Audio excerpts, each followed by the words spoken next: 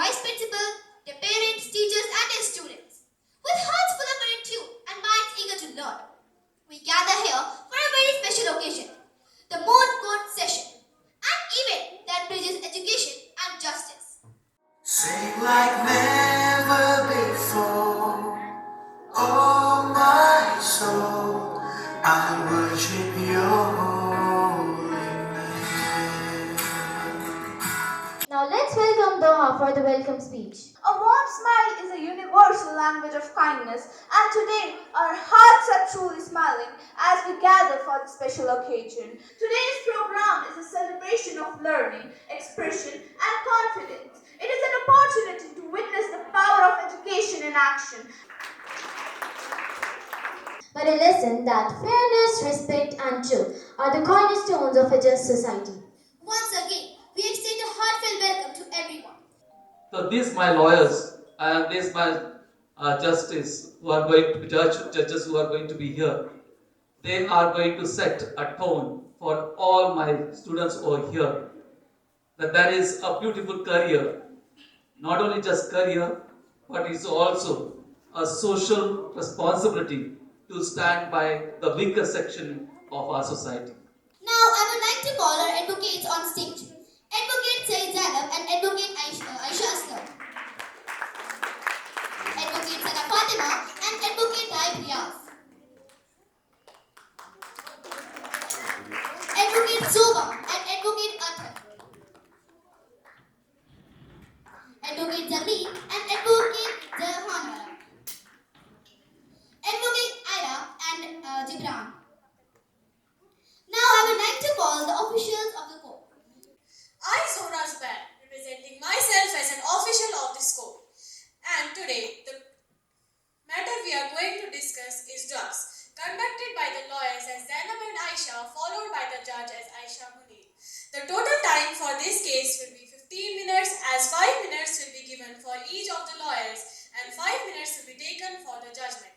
तव शुभ नामे जागे, तव शुभ आशीष मांगे. Article 21 cannot be overwritten by blood laws, my lord. Your honor, my lord, under section 21, the law punishes the possession of a few grams, same as the possession of kilograms. Tomorrow it may not be. Such attribute power in the hands of law leads to harassment and violation. Article 14, the law must be clear and predictable. You may continue your statement. Most respected my lord, Portugal in 2001, your lordship in Portugal drug discriminalization policy. The use of certain currently prohibited narcotic and psychotropic substances, commonly referred as bad drugs. For the chronic addict, over the years, drug-related crime fell by 60% and thousands are degraded into the society. Section 9 makes all possession reputable, my lord. Section 14 ensures speedy disposal of seized substances, my lord. My lord, Article 21, right to life and personal liberty. No person shall be deprived on his life or personal liberty except the procedure established by law. The criminalization of regulated legalization of the state to control quality tax and drug mafia network. My lord, medical and scientific potential. Substances like cannabis, LCD, MDMA have shown promise in treating chronic pain and depression. My lord, please allow me to continue my. You are allowed. My lord, before 2014 amendments, strict laws and bureaucratic hurdles often made it difficult for ill patients, especially palliative cases, imprisonment, therefore excellent court visits and a means to protect public order, ensuring that justice is upheld. Now, I order Saint lawyers to present their concluding statement. Moreover, under Article 21, every citizen has a right to live with dignity. This drug abuse strips an individual of their dignity and drag entire family into the suffering, my lord. My lord, we must choose a path where our constitution speaks more than fear, where justice does not harm but it heals, and where our youth are educated, not integrated. Yet, our current legal framework often punishes the vulnerable poor for personal consumption, but legalizes substances like alcohol and tobacco, which are also brutally or equally harmful. This undermines justice and equality before law. The plea presented before this honorable court is not for lawlessness, but for a reform that is a shift from punishment to prevention, from stigma to counseling, and from imprisonment to rehabilitation. Create a false sense of security and allow a constitutional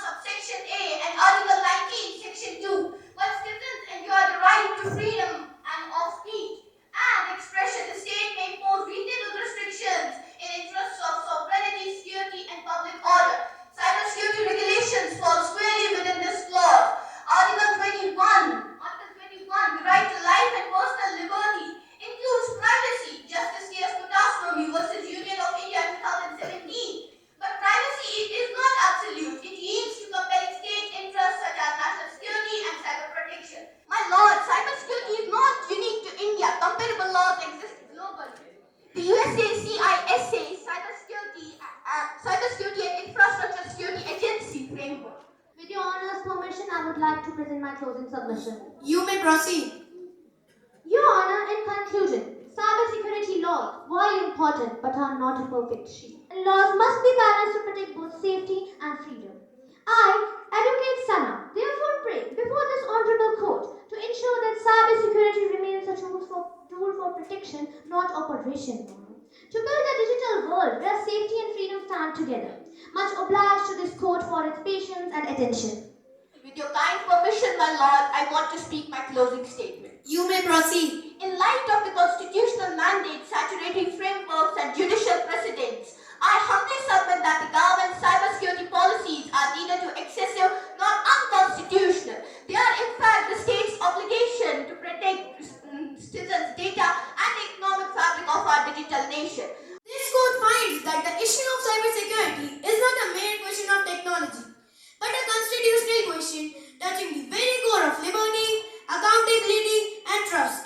The petitioners have rightly underscored the grave dangers of hacking, financial frauds, and cyber terrorism, which threaten the sovereignty of a state and the safety of its citizens. Rather than presidential quotas, now, my lord, allow me to state my main argument. You are now. Much obliged, Your Honor. Constitutional framework favors equality, not preference. Instead of ensuring equality, reservation for women can create reverse discrimination against equally or more deserving men. Women should compete fairly within their categories, including SC, ST, or OBC, not get extra quotas. Now, my lord, allow me to state a few more case studies to strengthen my point. You may proceed. Much obliged, Your Honor. Indra Sawhney versus Union of India, 1992. Supreme Court capped reservation at 50%. My lord, the Honorable Supreme Court, however, upheld the reservation. The court relied on Article 15, subclause 3, observing that women as a class have historically suffered many social and systematic disadvantages, resulting in underrepresentation in education, employment, and governance. Your Honor, the court held that reservations for women are constitutionally valid, not as an exception to equality, but a necessary step to achieve it. The constitutional provisions relevant to this case. You are allowed. Much obliged.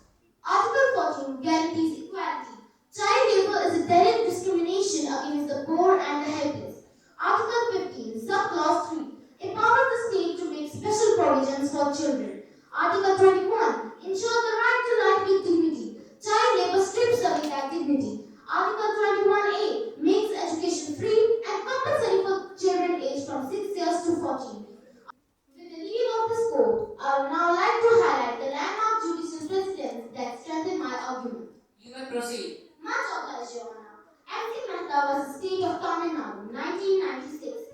Supreme Court prohibited hazardous child labor and ordered rehabilitation through education. Your Honor, the solution is not to criminalize all child labor. Instead, we must criminalize exploiters, provide safe vocational training, ensure access to quality schools and education, and offer family support programs. This approach protects children and addresses root causes rather than punishing them unfairly. Can you point out under which law, rule, or constitution provision it is written that child labor is not considered a crime? The Constitution chose not to criminalize child labor. It said Article 24 of the Constitution prohibits the employment of children below the age of 40 in factories, mines, and hazardous occupation, but no expect criminal penalties were prescribed against child or those employing child initiative. Poverty is a disease, then child labor is not the medicine, it is poison. Child labor violates our constitution. Child labor violates our statutory laws. Child labor violates our judicial precedents. Child labor violates international conventions. And most importantly, child labor violates humanity itself. Therefore, I, Advocate Zarmeen Nisar, respectfully rest my case and declare for me the hand of children belong not in labor but in learning. Much obliged, my honor, much obliged. In conclusion, Your Honor, child labor in its policies is not always correct. Exploitative work must be made, yes, but survival work, skill building, and family support cannot be treated as criminal. Blanket criminalization is neither just nor practical. Much obliged. Having heard the arguments of both the petitioner and the respondent, this court recognizes that exploitative child labor deprives children of education, health, and a safe childhood and must be prohibited under the Child Labor Prohibition and Regulation Act 1986 as amended in 2016. At the same time, the court notes that some children work to support their families or to learn practical skills and lack of access to schools and poverty cannot be ignored. While such survival or skill building work is not criminal, exploitative labor is strictly unlawful. Therefore, this court directs that exploitative child labor must cease immediately and offenders shall be held accountable under law. The government and society are further directed to provide education, vocational training, and family support programs to protect and empower children. The court is adjourned. I submit my law that cybersecurity regime as presently structured violates the principles of proportionality, reasonableness, and data protection enshrined in the Constitution of India. My lord, I seek your permission to present some GST-related concerns. You may proceed. GSTN, being a private company with government stakes, handles massive amount of taxpayers' invoices, returns. In light of the above, I humbly submit that the following reform be considered to decrease GST. GST should be completely removed on essential items such as food, medicine, healthcare, and education. The multiple tax slab should be simplified to 3, 5, 12, and 18, while the 28 slab should be removed. With your kind permission, my lord, may I proceed to GST-related concerns? Proceed with your next statement. Much obliged, my lord. GSTN is a company performing private function on behalf of the government, handling public data. The very reason for strict compliance with the massive amount of confidential data it holds. I therefore pray the Honorable Court direct the Union of India to revisit cybersecurity framework, lay down advocate safeguards for GSTN. I therefore pray that this honorable court recognize the necessity and the proportionality of the current cybersecurity framework, confirm the constitutional validity of the regularity, standards, and disputes definition. Much obliged, my lord. After hearing the both sides carefully, I will now deliver my judgment. The matter before us today was discussion of goods and services, which is also known as GST. Both the defense and the prosecution have placed strong arguments. The court revealed the challenge to the government for a strict cybersecurity rules for GST taxpayers, so that there will be a fair and transparent tax system ensuring the well-being and prosperity of the nation. The court's main decision struck a balance. The court found that while the government has a right and duty to protect the vast national financial data held by GST network, it must do so without unduly violating taxpayers' fundamental right to privacy. Article 21. The Union of India and GSTN must comply with the following. First and the foremost, change in 5-year rule. The government must change the long-related period to align it with specific and shorter periods based on actually ensuring that the policy is narrowly tailored. Second, at guardrails. Within 6 months, the government must establish independent oversight and clear auditable procedures for how the data is accessed, revealed, and automatically deleted after it has been served. This is my order. The court is adjourned.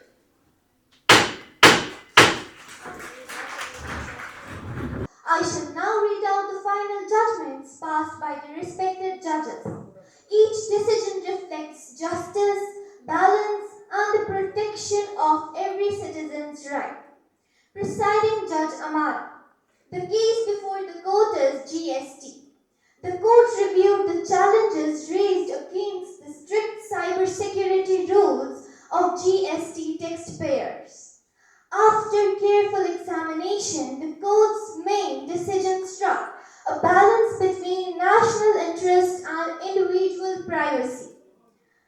The Honorable Judge Amara stated that while the government has the right and duty to protect the nation's vast financial data collected under the GST network, Women's reservation is a matter of justice, not privilege, ensuring equal participation in decision making. Implementation must be monitored to prevent misuse or limited. To a few, therefore, women reservation is upheld as a constitutional and justified step towards true equality, provided it is regularly revised and improved with time. Judgment by Justice Fatima. moving forward to another important matter, drugs. Presiding Judge Aisha. The issue is not whether drugs exist, but how society and the state respond. Shifting from punishment to prevention and rehabilitation. Constitution guarantees right to life and liberty, Article 21, and right to equality, Article 14, which are undermined when vulnerable individuals are criminalized while legal substances remain. This code holds that robust cybersecurity is indispensable, yet it must be exercised under the discipline of transparent and a proportionate law. National security cannot be purchased at the cost of personal liberty, nor can liberty be preserved without adequate security. Next topic discussed about child labor. The court recognizes that exploitative child labor deprives children of education, health and their safety, and it must be prohibited. One's law is framed by the Parliament and Assembly. It is interpreted by the Honorable High Courts and the Supreme Courts. And that becomes the other part of the law, which guarantees, as I have humbly submitted, free, fair, and honest. And I wonder, our good luck and good luck of all the parents whose kids are under galvanization, kids are the guarantee of our future.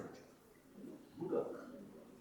God has blessed us with the Father Brito and his team. Because I don't want to repeat as I have said, that this is the first session, first attempt at first try, where law is being brought into the minds of the kids who are our future. Thank my Almighty that He has blessed your good self to all of us. Because this is our future.